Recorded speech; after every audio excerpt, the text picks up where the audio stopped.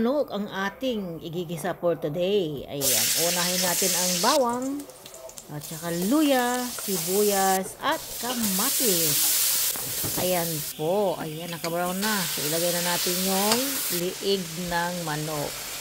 Paprika, nor powder, paminta, ayan, konting tubig, ayan, toyo, kikuman, ayan, lagyan na natin lahat, sabay-sabay na yan, mga amigas amigos.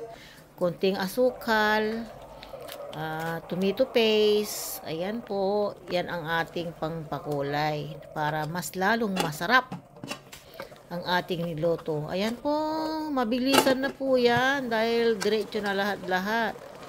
Ayan, lagyan natin ng walnuts. Ayan po, lalong masarap yan. Ayan po.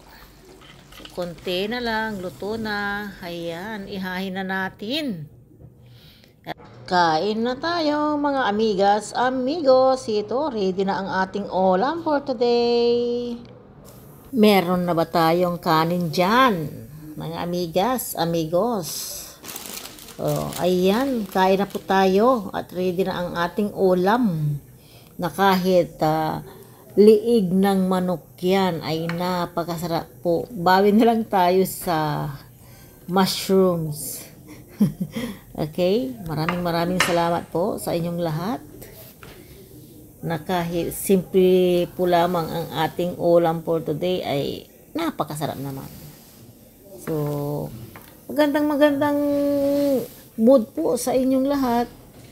Maraming salamat sa inyong mga suporta. Kain na po tayo. Bye!